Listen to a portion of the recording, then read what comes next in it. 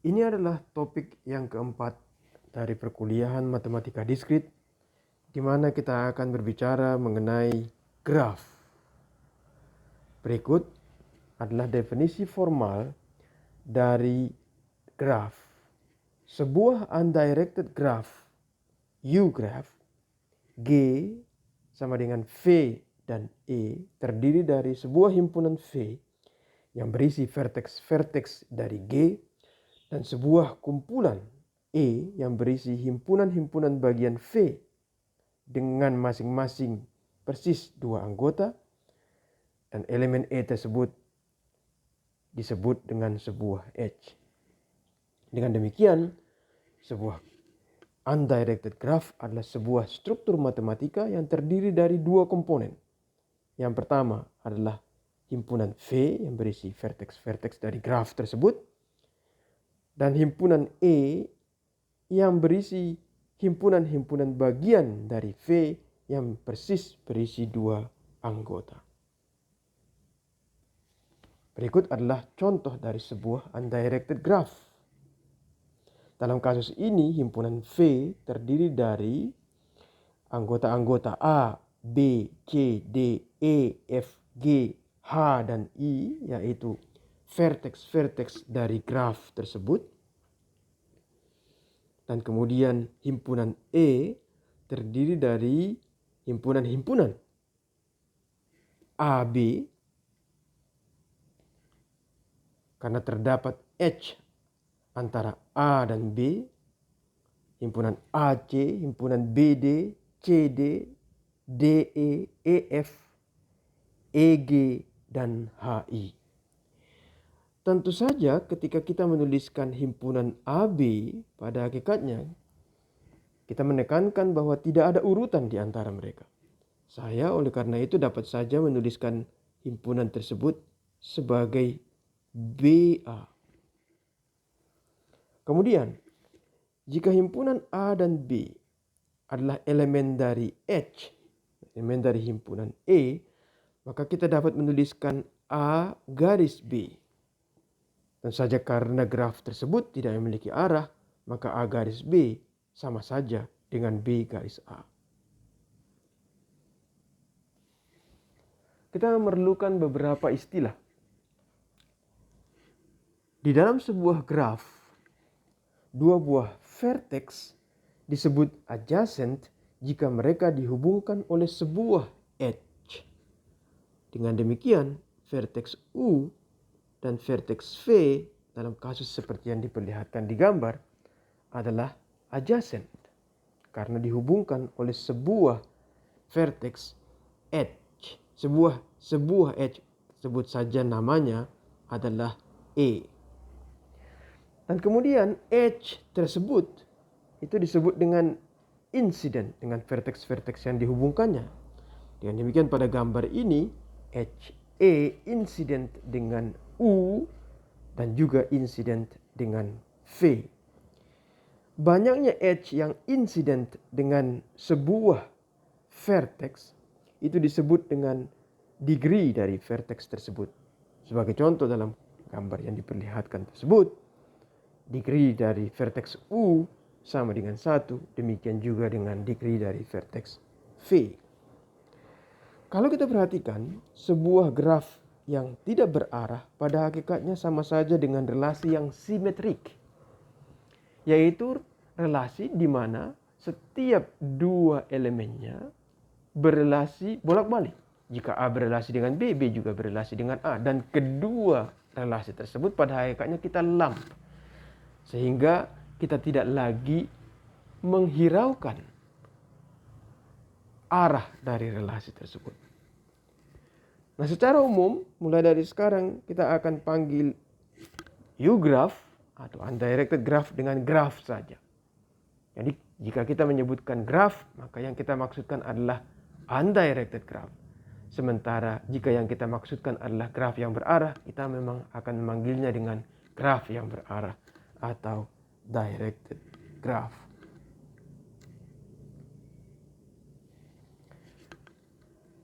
Berikut adalah beberapa graf umum yang sering kita temukan yang sering juga muncul di berbagai fenomena. Yang pertama adalah yang disebut dengan complete graph. Complete graph adalah graf yang memiliki sebuah edge antara setiap dua vertex. Jadi ambil sembarang dua buah vertex di dalam graf tersebut, maka mesti ada sebuah edge yang menghubungkan mereka. Ya. Complete graph biasanya dilambangkan dengan Kn, di mana N adalah banyaknya vertex di dalam graf tersebut. Sebagai contoh yang diperlihatkan pada gambar ini adalah K5. Berikutnya adalah empty graph. Empty graph pada N buah vertex, biasanya kita lambangkan dengan En, adalah graf yang tidak memiliki sebuah edge pun. Tentu saja graf ini memiliki vertex, yaitu sebanyak N, namun tidak ada edge yang menghubungkan vertex tersebut. Berikutnya adalah line graph. Line graph pada N buah vertex, biasanya kita lambangkan dengan N, adalah graf yang membentuk garis. Kita bisa flatten cara kita menggambarkannya pada bidang datar sedemikian sehingga dibentuk sebuah garis.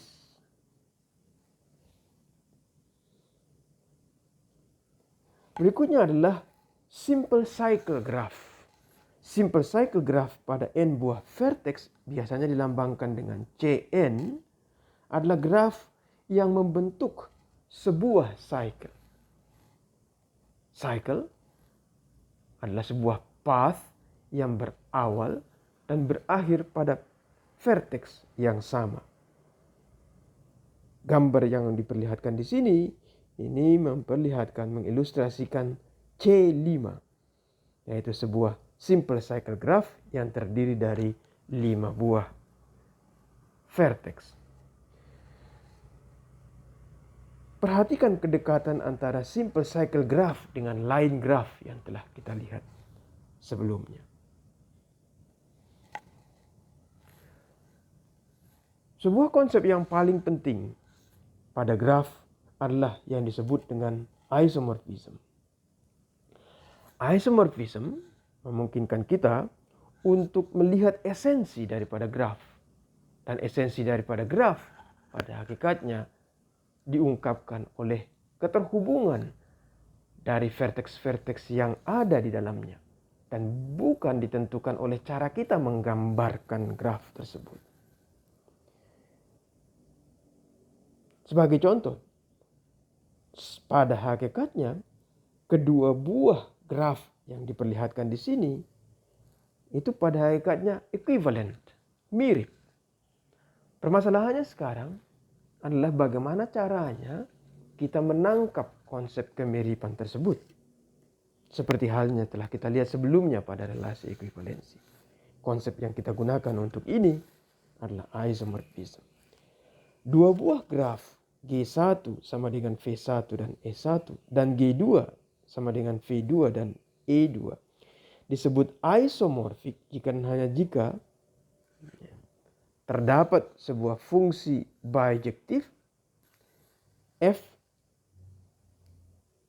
yang memiliki domain V1 dan kodomain V2, sedemikian sehingga untuk setiap pasangan vertex U dan V elemen daripada V1 berlaku jika U dan V adalah elemen daripada E1 jika dan hanya jika fungsi dari U dan fungsi daripada V adalah elemen dari E2. Dengan demikian, dua buah graf tersebut kita sebut isomorfik jika kita dapat menemukan satu saja fungsi bijektif yang memiliki sifat seperti itu. Fungsi tersebut memetakan dari satu vertex dari satu graf ke graf yang lain. Ya. Dan jika dua buah vertex terhubung pada satu graf, maka terhubung juga pada vertex yang lain. Fungsi seperti itu disebut dengan isomorphism. Pada hakikatnya, fungsi ini adalah fungsi penamaan ulang dari vertex-vertex graf tersebut. Isomorphism adalah abstraksi terhadap nama vertex dan memungkinkan kita untuk berfokus pada struktur dari graf tersebut. Bagaimana kita menamakan vertex-vertex yang ada dalam suatu graf sebetulnya tidak begitu esensial. Yang esensial adalah struktur graf tersebut yang diungkapkan oleh keterhubungan dari vertex-vertex. Bagaimana vertex-vertex tersebut terhubung satu sama lain. Dan tidak ada algoritma untuk menemukan isomorphism yang lebih cepat daripada sekedar metode ekshaustif.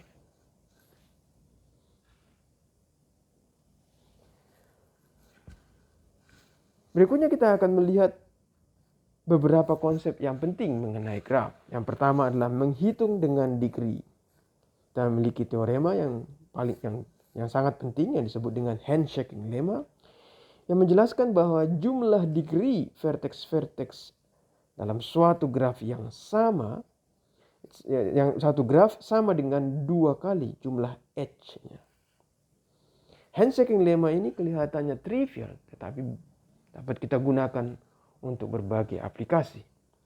Membuktikannya juga tidaklah sukar. Untuk membuktikannya kita hanya perlu melihat bahwa setiap H menyumbangkan 2 kejumlahan degree. Setiap H menyumbangkan 2. Karena setiap H itu incident dengan 2 buah vertex. Mesti incident dengan 2 buah vertex. Sehingga degree itu adalah degree dari vertex tentu saja. Tapi H menyumbangkan 2 kejumlahan daripada degree tersebut. Yaitu 1 untuk masing-masing ujung dari H tersebut. Dengan demikian, jumlah degree dari vertex-vertex mesti sama dengan 2 kali jumlah H-nya. Konsep penting yang lain mengenai graf adalah mengenai keterhubungan atau disebut juga dengan connectedness. Untuk ini kita memerlukan definisi daripada path pada graf. Andaikan G sama dengan V dan E adalah sebuah graf, sebuah path pada graf tersebut adalah sebarisan vertex V0, V1 dan seterusnya sampai dengan VK dengan K lebih besar daripada 0. Perhatikan ini. Sedemikian sehingga VI dan VI ditambah 1 adalah elemen daripada E untuk setiap 0 lebih kecil sama dengan I lebih kecil sama dengan K. Jadi dengan demikian terdapat H antara VI dengan VI ditambah 1. Nah, sebuah path disebut dengan simple jika dan hanya jika semua VI yang ada di dalamnya berbeda. Yaitu VI sama dengan VJ hanya jika I sama dengan J. Dengan demikian, vertex-vertex yang kita lalui pada path tersebut semuanya berbeda, distinct. Sebuah path disebut dimulai di V0 dan berakhir di VK dan panjang daripada path tersebut definisikan sebagai K. Yang terakhir adalah sebuah HE dilalui N kali oleh sebuah path jika terdapat N nilai berbeda I di dalam path tersebut. Sedemikian sehingga VI jadi H dari VI ke VI ditambah 1 adalah E. Jadi HE tersebut muncul N kali di dalam path tersebut. Ini adalah contoh dari sebuah graf. Perhatikan beberapa fakta. Yang pertama, hanya ada satu simple path dengan panjang 6 di graf itu, yaitu A, B, C, D, E, F, dan G. Tidak ada simple path dengan panjang 7 dan itu adalah satu-satunya simple path dengan panjang 5. Periksalah graf tersebut untuk melihat umpamanya berapa buah simple path dengan panjang 5 dengan panjang 4 dan lain-lain sebagainya. Kita lanjutkan dengan cycle pada graf. Andaikan G sama dengan V dan E adalah sebuah graf, sebuah cycle pada graf tersebut adalah sebuah path yang dimulai dan berakhir di vertex yang sama.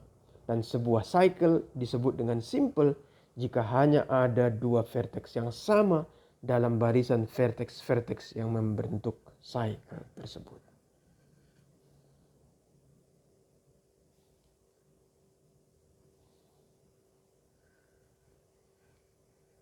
Baik, kalau kita perhatikan definisi daripada simple cycle tersebut, mudah untuk melihat bahwa terdapat isomorphism antara Cn, yaitu simple cycle graph dengan n buah vertex, dengan simple cycle.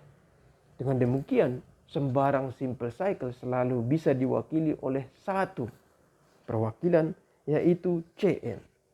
Untuk n yang lebih besar sama dengan 3,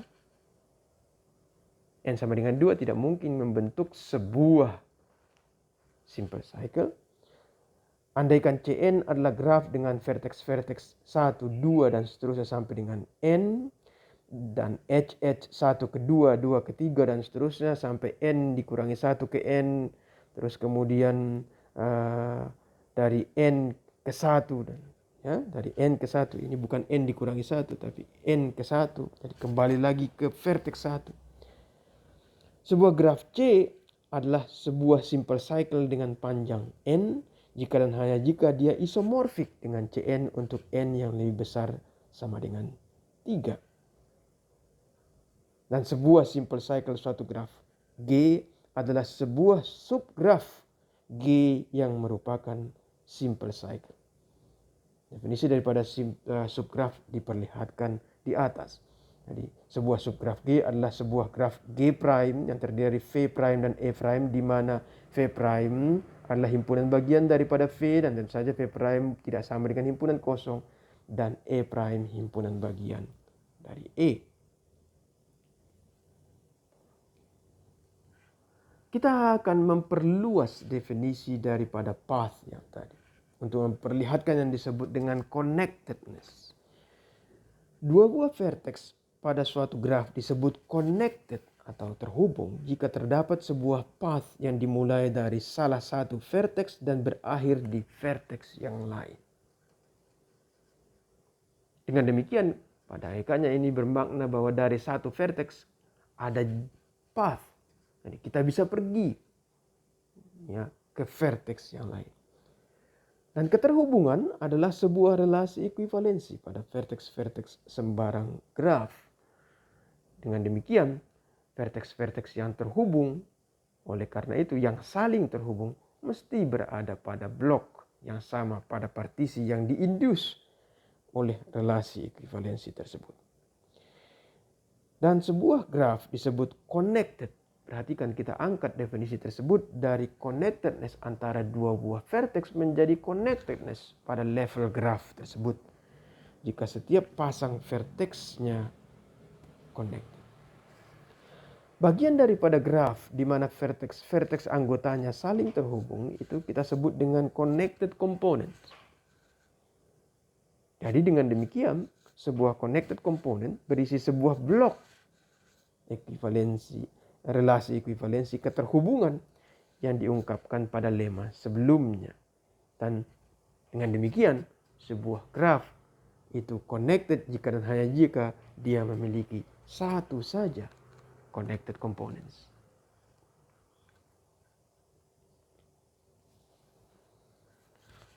Definisi ini kita bisa generalisasi lebih jauh lagi dengan yang disebut dengan K-connected. Dua buah vertex pada suatu graf disebut K-connected jika mereka tetap connected pada sembarang subgraf yang diperoleh dengan menghilangkan K dikurangi satu buah H. Perhatikan bahwa cara kita menghilangkannya itu sembarang. Jadi, oleh karena itu, graf tersebut dengan cara apapun mesti tetap connected. Jika kita hanya diperbolehkan untuk menghilangkan maksimum K dikurangi satu buah edge.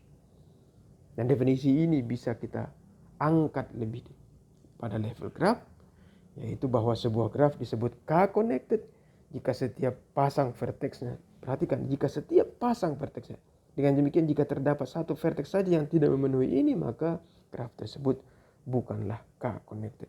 Jika setiap pasang verteksnya K-connected. Sebagai contoh, sembarang simple cycle adalah two connected. Karena apa? Ya, setiap pasang verteksnya itu K-connected. Dua connected dalam kasus ini. Kita selalu bisa menghilangkan dua, maksimum dua. Ya. Lalu kalau cuma satu yang kita hilangkan, maka graf tersebut tetap connected. Complete graf Kn umpamanya adalah N dikurangi satu connected. Dan jika dua buah vertex dihubungkan oleh K buah path yang disjoint, mereka mestilah K-connected, dua buah vertex tersebut. Kita akan melihat beberapa lemma. Lemma-lemma ini tidak akan kita bahas buktinya, kita akan membahasnya pada pertemuan di kelas. Jika terdapat path yang pertama, maka mesti terdapat simple path. Jika vertex U dan vertex V connected pada suatu graf, maka mesti terdapat sebuah simple path dari U ke V. Dengan demikian, kita memiliki corollary. Untuk sembarang path dengan panjang K pada suatu graf, mesti terdapat sebuah simple path dengan panjang yang lebih kecil sama dengan K dengan ujung-ujung yang sama. Berikutnya adalah setiap graf dengan K buah vertex dan N buah edge memiliki paling tidak K dikurangi N buah connected component. Kita akan membahas mengenai bukti daripada lemma ini nanti. Ini adalah sebuah teorema yang sangat menarik. Dan yang mengejutkan adalah bahwa bukti daripada teorema ini dapat dilakukan dengan menggunakan induksi.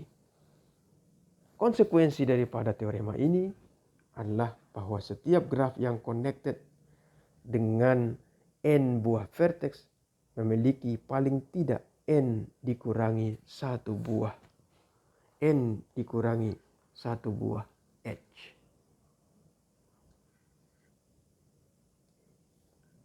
Ini adalah akhir dari topik yang keempat mengenai graf.